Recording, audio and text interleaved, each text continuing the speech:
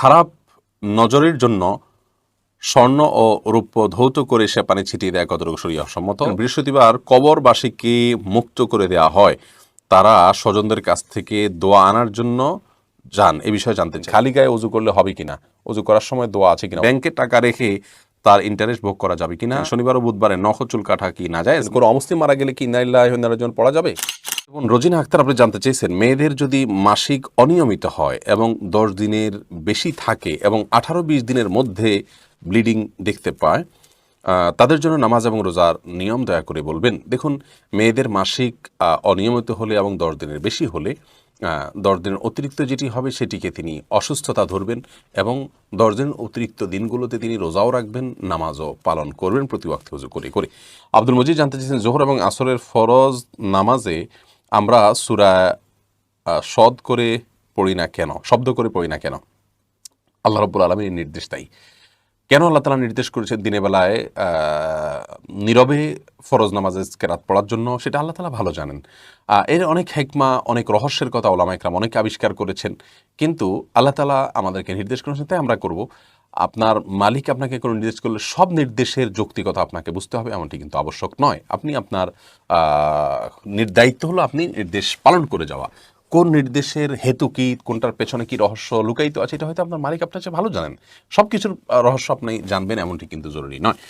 MST Nazmun Nahar জানতে চেয়েছেন, খারাপ নজরের জন্য স্বর্ণ ও রৌপ্য ধৌত করে সে পানি ছিটিয়ে দেয় কতটুকু শরীয়ত সম্মত? এটি শরীয়ত সম্মত নয়, সম্পূর্ণ কুসংস্কার। আপনার খারাপ নজর হলে স্বর্ণের উপর পানি ছিটিয়ে দিলে যে সেটা আপনার অনেক বেশি আমাদের উপকারে আসবে অথবা তার দ্বারা আমাদের কোনো ক্ষতি দূর হবে বা বদনজর দূর হবে, এটি সম্পূর্ণ কুসংস্কার। বিভিন্ন হাদিস থেকে আমরা যেটি জানতে পারি তা হলো, যেই ব্যক্তি বদনজর দিয়েছে যদি আপনি জানতে পারেন বা অনুমান করতে পারেন, তাহলে সেই ব্যক্তির থেকে কোনো পানি ফু দিয়ে পানির পড়া নিয়ে সেটা আপনি ছিটিয়ে দিবেন সংশ্লিষ্ট কোনো বস্তুর উপরে। আপনার বদনজর লাগলে সেই বস্তুর উপর ছিটিয়ে দিবেন, বা কোনো ব্যক্তির উপরে বদনজর লাগলে তার উপরে সে পানি ঢেলে দিবেন। এর বাইরে আপনি বড়জোর যেটি করতে পারেন তা হলো, তার নামে তিনি যদি কোথাও বসে থাকেন তাহলে সেই জায়গাটাতে ভিজা দানা দিয়ে মুছে আপনি সেই পানিটা ওই সংশ্লিষ্ট জায়গায় ছিটিয়ে দিবেন, বা কোনো ব্যক্তির উপর বদনজর লাগলে তার গায়ের উপরে ঢেলে দিবেন। এটুকু কাজ করতে পারেন, এটি হাদিস দ্বারা প্রমাণিত। কিন্তু এর বাইরে স্বর্ণের উপর পানি দিয়ে ধোয়া, এটি হাদিস দ্বারা প্রমাণিত নয়, এটি কুসংস্কার।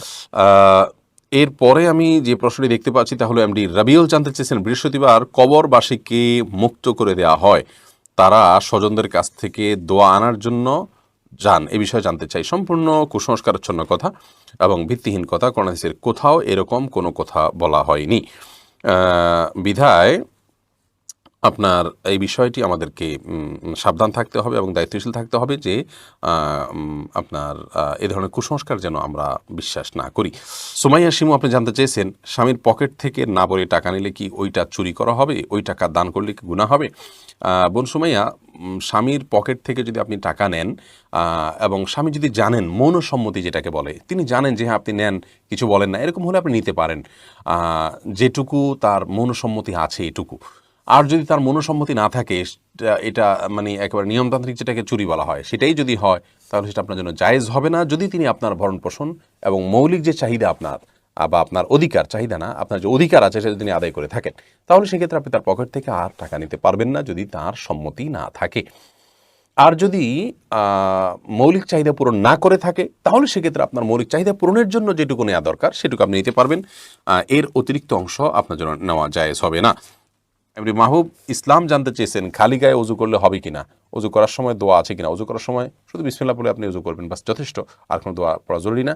আর মানে খালি গায়ে অজু করতে পারেন, কোনো অসুবিধা নেই। মায়াবী পাখি এর দিকে জানতে চেয়েছেন, ব্যাংকে টাকা রেখে তার ইন্টারেস্ট ভোগ করা যাবে কিনা?